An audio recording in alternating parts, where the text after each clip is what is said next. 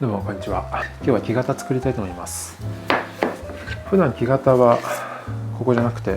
自宅の工房で作ってるんですけど、ちょっと今回はここでやりたいと思います。ビスポークの木型なので、その人の足を測った寸法とか形に合わせながら木型を作っていきます。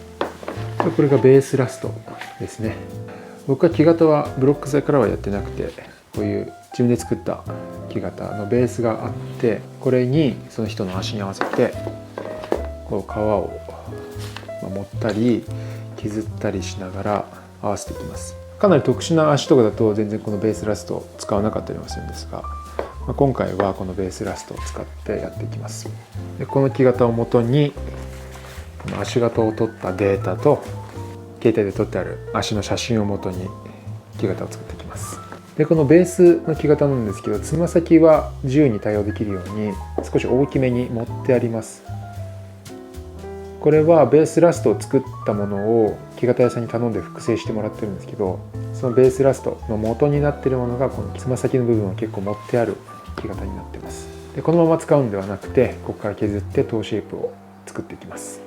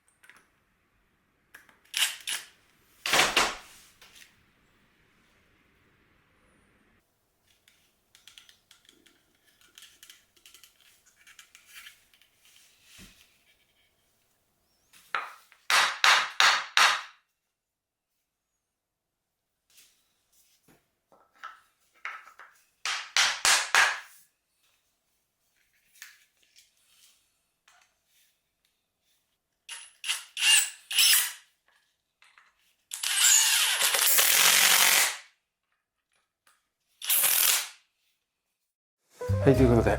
木型ができました。大変でした。今回ブーツの木型ということでちょっと作るの初めてだったんですけど、なかなかいい形になったんじゃないかと思います。足の形状を反映させつつも綺麗でかっこいい木型を作るっていうのが一番難しいところなんですけど、まあ結構いい感じじゃないですかね。はい、こんな感じですね。今回ブーツの木型ということで普通の短靴の木型、これプラスこの足首部分を作らなきゃいけなかったんですね。これがなかなか難しくてどうやったらいいのか試行錯誤しながらやったんですけど、結構足の形に近づけました。見てもらうとかかとの方とか結構ね、この足の感じに近い立体的な形状しているのが分かると思います。あとはね、こうちょっとくるぶしをつけて出っ張らしてみたりとか、足首が少しね外側に倒れてたりとか、パッと見てなんとなくこの足をイメージできるような形をね意識しました。で今回はちょっとね左右差が結構ありまして、右の方が大きいです。左よりも長さ幅ともにサイズ 0.5 センチ分でかいんで、パッと見分かんないんですけど、